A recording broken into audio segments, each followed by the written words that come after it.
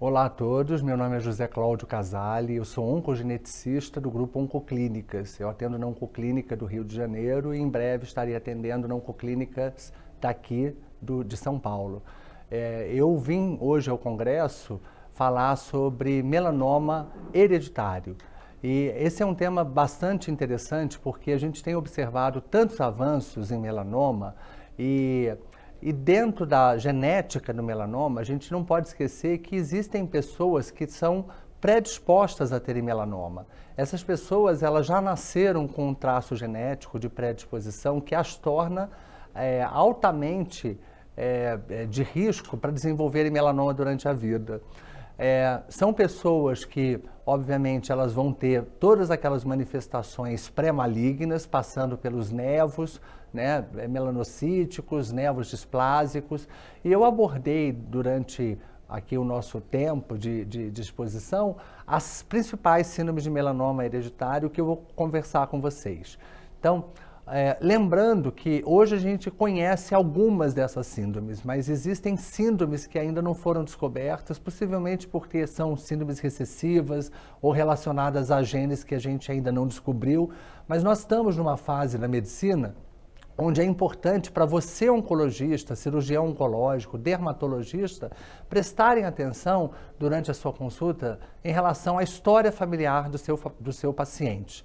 Então, todo paciente com melanoma que tenha lesões múltiplas, ou que tenha tido melanoma em idade jovem, que tenha melanoma em área não exposta ao sol, né? Você questiona por que essa pessoa teve uma lesão, né, maligna num tumor que está diretamente relacionado à exposição solar, por exemplo, numa coxa, ou na região glútea, ou numa região de mama, né, onde são áreas onde não estão sendo expostas ao sol, né? O que está acontecendo, né?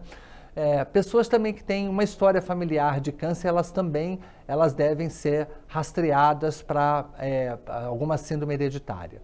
Então, basicamente, existem 3 síndromes hereditárias hoje que estão relacionadas ao desenvolvimento de melanoma. A principal delas é a síndrome do nevo displásico, que é também conhecida como a síndrome do melanoma familiar, né? Você vai ter uma família com pessoas com múltiplas lesões cutâneas, nevos melanocíticos disseminados, principalmente no dorso, nos membros, e esses nevos, né, que eles tendem a ser displásicos, eles podem se transformar em melanoma rapidamente. É necessário fazer um mapeamento completo de todos esses nevos e uma fotodocumentação. Então, encaminhe o seu paciente para um dermatologista, essa avaliação é anual, o tamanho dos nevos deve ser medido, computado, fotografado, né, e avaliado a evolução de cada uma dessas lesões ao longo do tempo.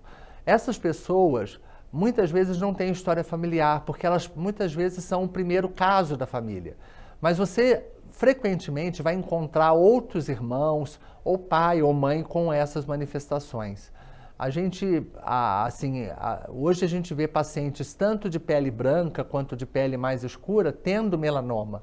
Então, melanoma em pessoas mais escuras, né, de etnia afrodescendentes, né, ou mesclados, né, eles também têm o risco aumentado, né, embora a gente saiba que a cor da pele aumenta o risco do melanoma, né? Quanto mais branca for a pessoa, maior a incidência de melanoma, mas nas síndromes hereditárias elas são muito democráticas, elas afetam pessoas de todas as etnias, de todas as origens étnicas, e essas pessoas elas precisam ser identificadas porque existe uma família atrás, né, que precisa de ajuda porque é uma família de alto risco. Então, toda vez que você tem um melanoma que você suspeita de uma síndrome hereditária, é importante o encaminhamento para um oncogeneticista, que é a pessoa que vai orientar a família, descrever os riscos, desenvolver estratégias de prevenção e, principalmente, a questão do enfrentamento, né, em relação ao teste de DNA, a questão de cair a ficha, né? Saber que você tem um traço genético de alto risco, o que fazer com essa informação. Então hoje a gente considera que toda informação genética ela tem que gerar uma ação, né? A gente não pode fazer um teste genético para uma doença que não tenha prevenção e que você não tenha ações a oferecer. Câncer são doenças completamente preveníveis, né? Então, todo o espectro de câncer que a pessoa possa ter, de pâncreas, de fígado, de tireoide, você consegue rastrear através de exames periódicos. A maioria desses exames a gente não usa raio-x, porque raio-x aumentaria mais ainda o risco da herança genética, né? Acrescenta um risco maior. Mas dentro dessa síndrome do nervo displásico, existe um gene que é o CDKN2A, que é um gene que prevalece nessas pessoas, ele geralmente está mutado, né? E a gente faz esse teste genético através de um teste simples de saliva ou uma coleta de sangue, e a partir da identificação da mutação, você passa a ter um teste para oferecer para outras pessoas. Essa síndrome do nervo displásico, ela também pode aumentar o risco para câncer de mama, câncer de pâncreas, né? E essas pessoas precisam ser acompanhadas e rastreadas para esses tumores. A segunda síndrome que eu falei é a síndrome do câncer de mama e ovário hereditário, aquela síndrome da Angelina Jolie, né? Que tem a mutação do BRCA1 ou do BRCA2, e principalmente para as pessoas que têm mutação em BRCA2, existe um risco aumentado de melanoma. Então, pessoas que têm um caso de câncer de mama na família, ou mama e ovário hereditário, elas devem ser rastreadas para as lesões cutâneas por causa desse alto índice de melanoma, que chega em torno de 10 a 20% nessas famílias, principalmente associadas ao BRCA2. A terceira síndrome que eu falei, a última, é a síndrome de Li-Fraumeni. A síndrome de Li-Fraumeni é causada pelo gene por mutações do gene TP53.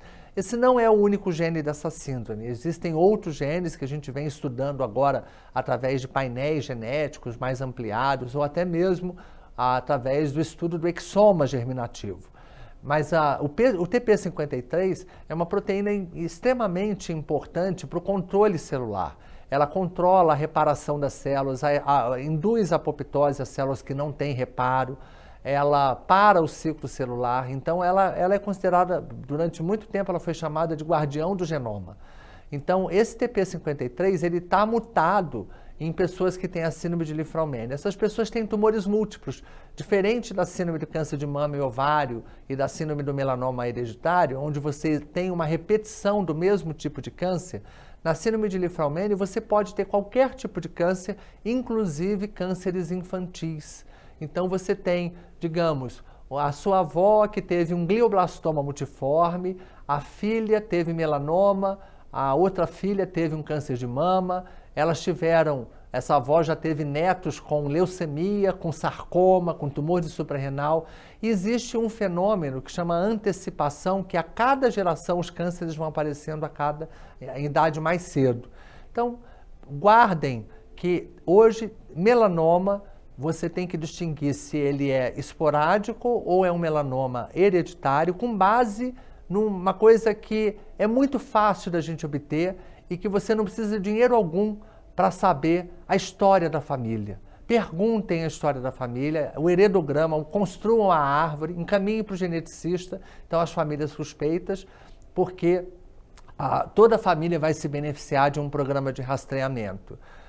Por último, para finalizar, eu queria dizer para vocês que hoje a genética do câncer hereditário ainda não é distinta do câncer esporádico em termos de mutações que a gente encontra dentro do tumor, tá? Então, os tratamentos que são feitos para câncer hereditário, hoje eles são exatamente os mesmos que a gente oferece para os carcinomas, para os melanomas, que são chamados esporádicos, tá? Não existe uma distinção, né? O que a gente não sabe, né, é se essas pessoas que têm alto risco, se elas beneficiariam, por exemplo, de uso de protetores solares, né? E hoje a gente já tem protetores solares orais, né, que fazem com que a pessoa tenha uma fotoproteção maior. Então pode ser que esses fatores ambientais interfiram aí de alguma forma em ligar esses interruptores genéticos, né? Então é muito importante que a gente hoje acompanhe essas famílias e que o dermatologista, o oncologista e o cirurgião oncológico tenham plena consciência de que